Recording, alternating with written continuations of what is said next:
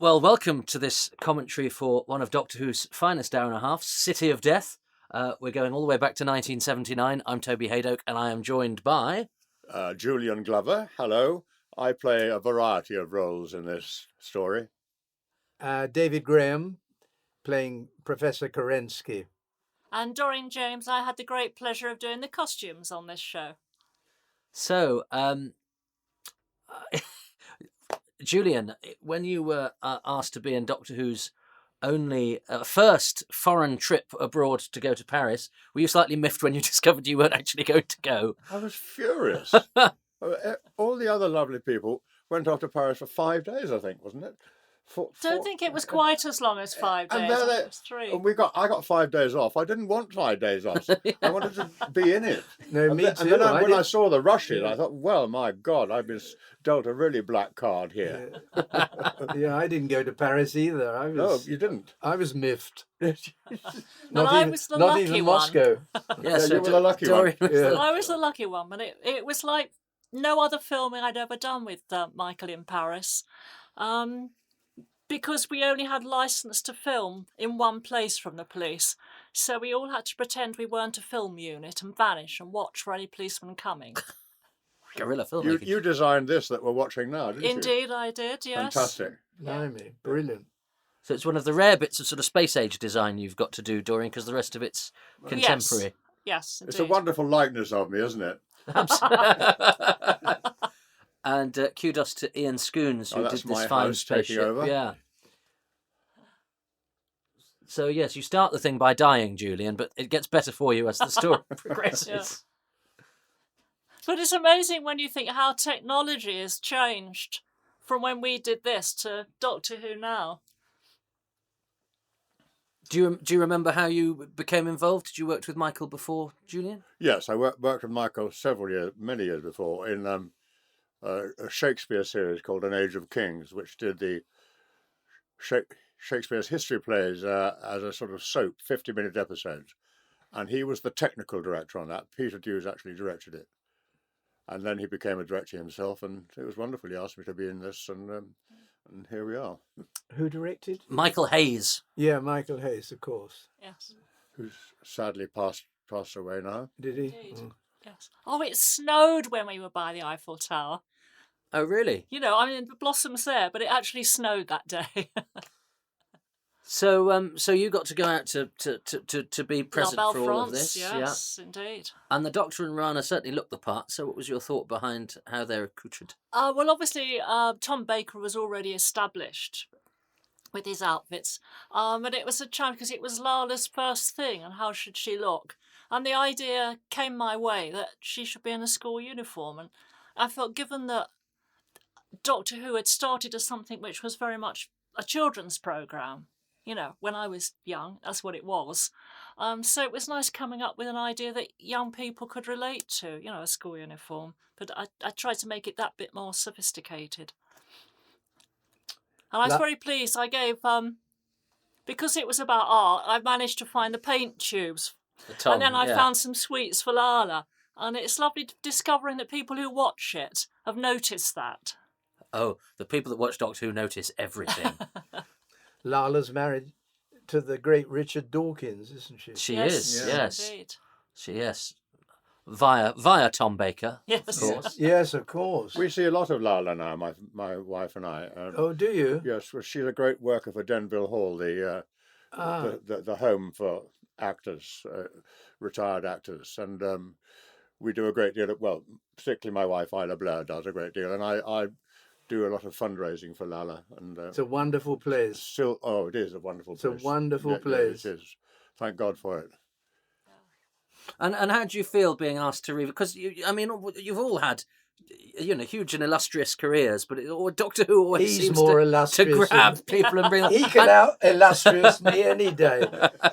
Oh, well, top of the illustrious-ometer then, Julian Glover. I mean, of all the many things you've done, I would put this quite near the top of my illustrious-ometer. I think it was a damn good story, very well performed, very well directed, written by somebody who knew how to write, of course, and as you can see, the filming of it is absolutely impeccable. you get all the right information at the right time, and you get the atmosphere at the right time. And the amount of footage they got in the small time Oh, yes. over a small time in Paris was quite remarkable. Yes. But And so I consider this a very, very It was one of the best stories, big I things. think. Yeah. Oh, well, that's nice to hear. Great Of course, story. it has turned into a sort of classic now. Yeah, Yes. yeah. little did we know when we made it that it would. But Michael Hayes, I think, had made all the earlier Maigres, so he was really used to filming in Paris, which I think made a big difference. Right, so he had a shorthand with it. Absolutely. Here you are, David. Yeah. Well, my grandparents came from Russia, so I got a Russian DNA in me.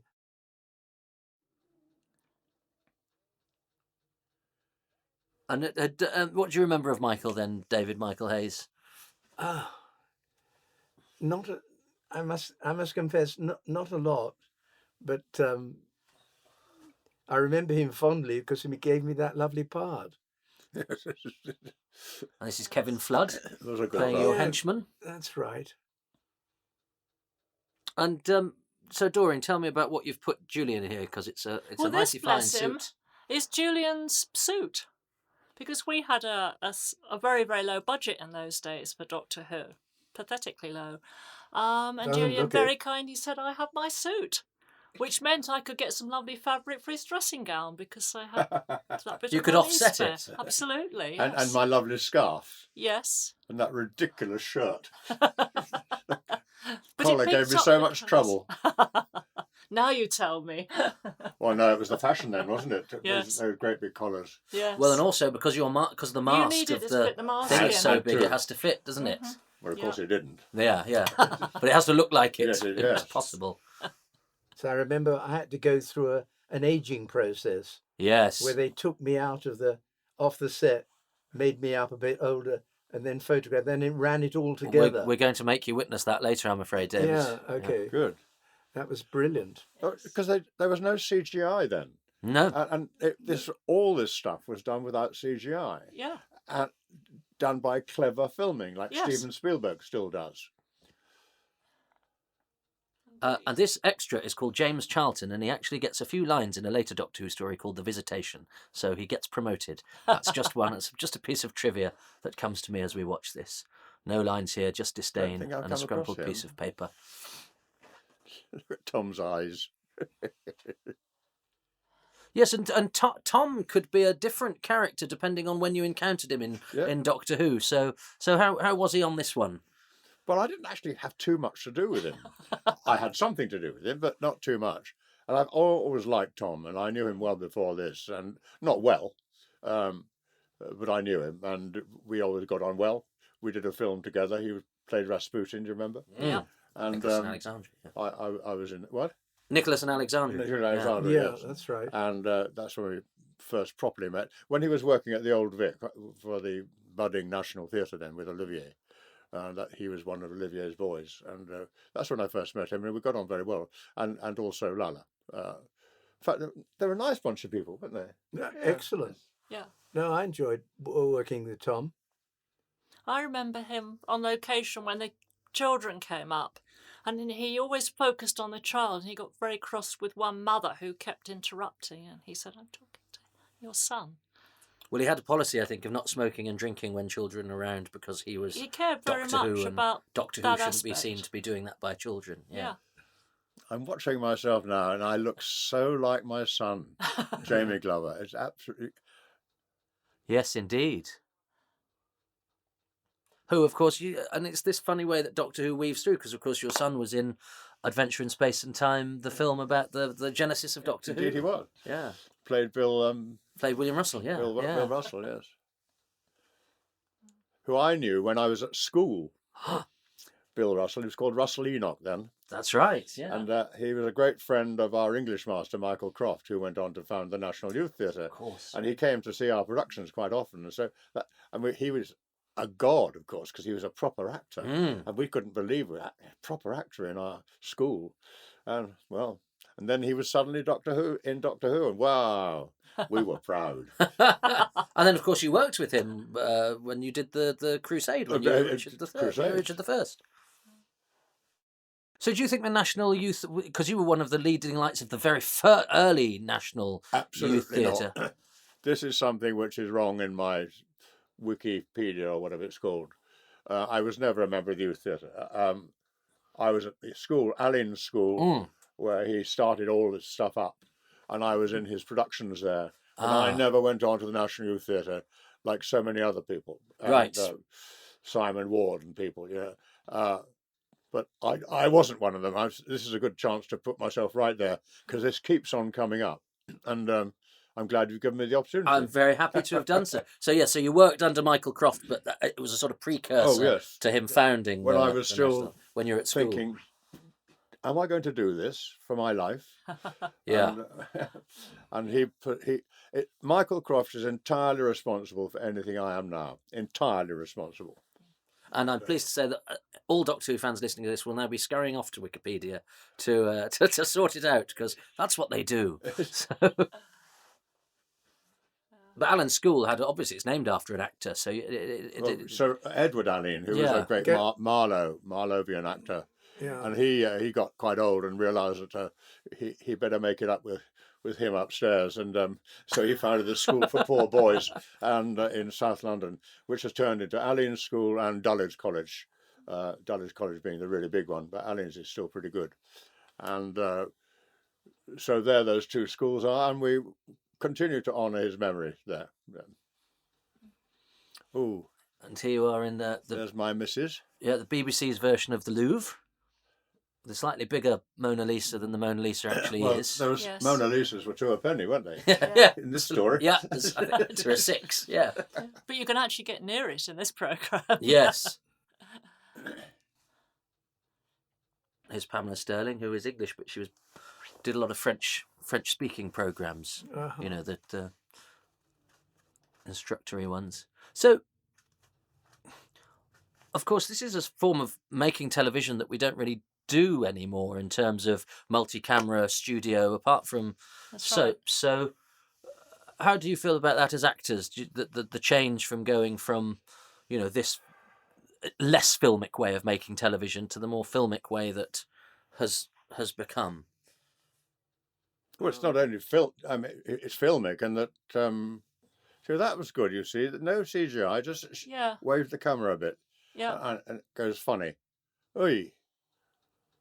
Now we do it like a film. We do it in take after take, different scenes, over shoulders, and all that stuff. Yeah.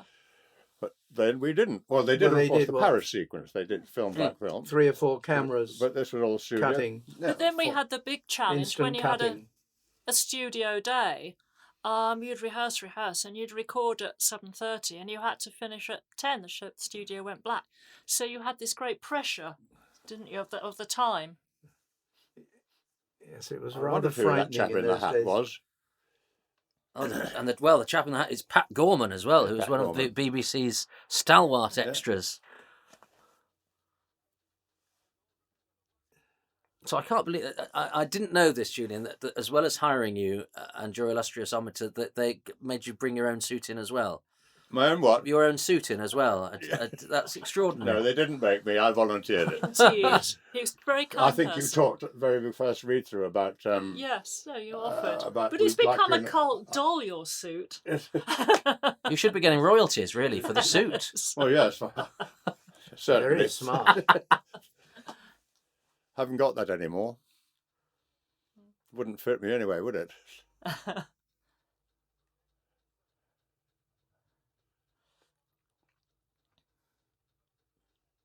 Are you a linguistic? Can you speak French, Julie? Because your wrangling, your wrangling of the French words is very spot on. I would say. We're actors, aren't we? I speak an all right French, but I have, because we're actors. You learn voice, vocal mannerisms, and I do have a very good accent, and people often think I'm fluent. I have a good accent. My vocabulary. That's about the size of it. That's exactly what I'm saying. And people will think, oh, I'll go to France and I say something, and they go, well, I have no faintest idea what they're talking about. I've oublied most of my French. I remember filming in the arcade there, because we try not to be a film crew, where you would normally have put a track down, we had the cameraman in a wheelchair so that it was steady.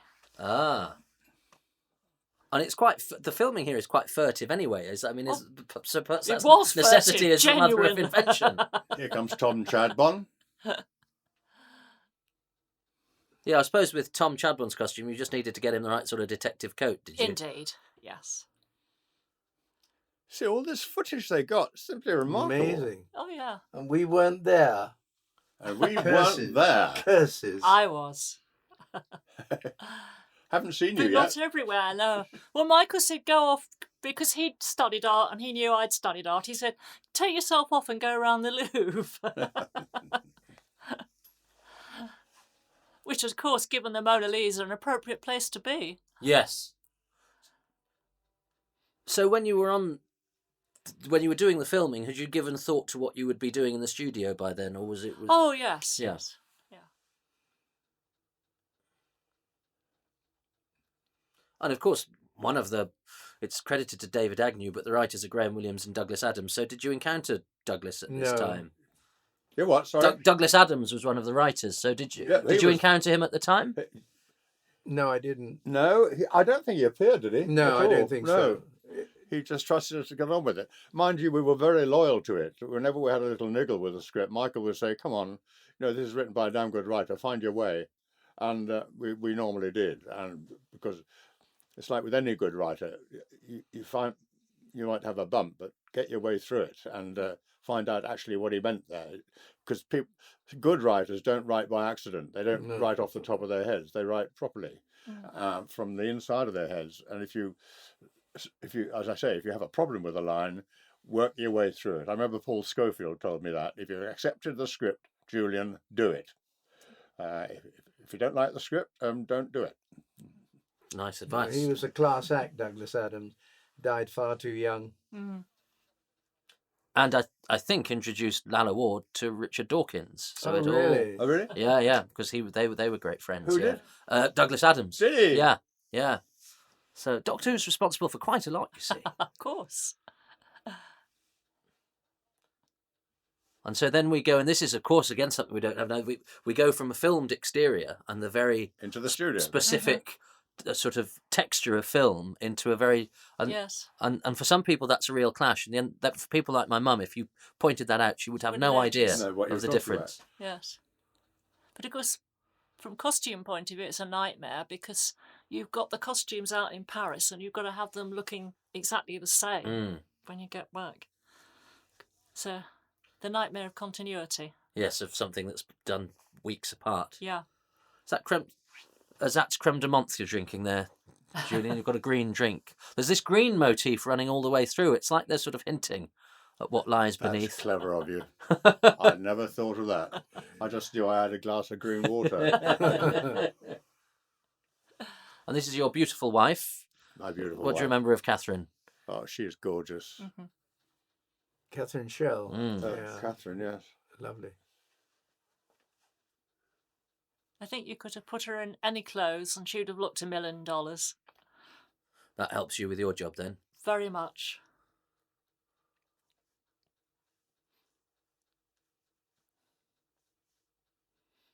And Julian, you've done Doctor Who and James Bond and Star Wars and now Game of Thrones, all things that get a sort of a huge following. So Haven't I been lucky? are the do you discern a difference between the different followings, or is a Doctor Who fan much like a James Bond fan, much like a Star Wars fan? No. No. Most, of course, the Doctor Who fans are older, but not all. I was at one last week in Leicester, a convention, and a little boy of about 8 came up and said, "Have you got any pictures of the Crusade?" Wow. I said, "Well, I do, yes. Have you seen it?" "Yes, and I want to see the last episode," which of course doesn't exist. But normally they're the older people, the aficionados of old television, the one who know all those Avengers and Saints and Randall and Hopkirks, and all those, the champions, and which were our main living, wasn't it? Those series. I did them all. Yeah. All the odd episode, anyway. Yeah, one episode of each one. Yeah, sure. Dear old Roger Moore. Oh, dear Rog. He's still I got to the point where doing all those series where I say to the producer, you mustn't cast me because everybody will know that I did it.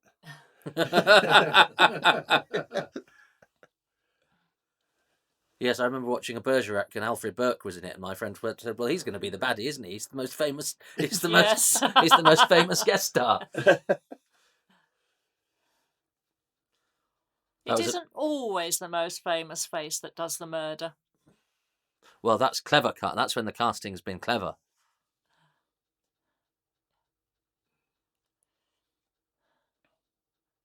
I remember telling the guys in Paris who were playing the mafia what they were playing. So it was a matter of pretending to have a gun and going bang, bang. My French wasn't extensive. Is it more fun? Is it the cliche that it's more fun to play the villain, Julian? Well, I didn't have much comparison until about 15 years ago because that's all I played. I got into villains very early on after my Stratford season in 57, 59, because Tony Richardson then cast Tom Jones, that wonderful film with Albert Finney. Yeah. It's a true legend, that film, that wonderful film. And I played the horrible young soldier in that, Captain Northerton. And that began my progress into. Before that, I used to play jolly fishermen and Stratford, nice people. But that started off, and so it's been nice in the last few years sometimes to play someone who's sympathetic. And I found that I'm so very lucky that in my late age that I am getting parts which are more sympathetic. Not Game of Thrones. Though I don't know, I never see him as a horrible person, but some people do. I just think he's a clever old bugger. Well, a politician. Yes, Yeah. exactly. Yeah. Are you suggesting politicians 104 are clever? years old. It's a certain kind of clever that a politician needs. Not necessarily intellectually clever. Are they the mafias? Yeah. Yes. But I think Bang, they're the bang. English mafia. Yes, it was the two in Prague. Yeah, they'd be Paris. English ones They because got they're in that. the Oh, it took studio. us hours getting that shot. They It's got so the hats. boring. It's always difficult when there's a mirror. Yeah, well, and they use the mirror. Yeah. And That's a line out of Thunderbirds. Yes, he's You rang my got lady. he's got your That's line. my line. I'm going to sue him. You rag lady. You offset shaking your fist. Yes. It's my turf. How dare you? And so we're about to hit an iconic cliffhanger. Another Where shows it's up mirror. very another mirror doesn't shot. It looks I mean, very good. They're wonderfully elaborate sets Yes. on a Look at low that. budget. You can't come in because I'm changing my face.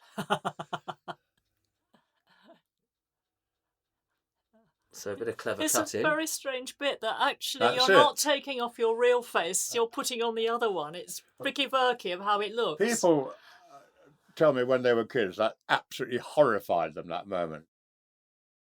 And as we say, no CGI. It was just done with a cut. When I did Indiana Jones and the Last Crusade, when I'm blown away at the end, all done by cuts, not Yes. with CGI. No, and I remember exactly. There you go. All single caption as well. Kerensky. You can read. Oh, You can look, actually that read you can them. read. Yeah. That you've got time to read. Yeah, right. Yes. Not today. Brrr. Absolutely. Disgraceful. Yes. There's a big movement in equity to stop that, but I don't think shocking. It's shocking. Doreen. Doreen, blimey. Thank you, guys. Well, we'll all be back for episode 3, so don't go anywhere.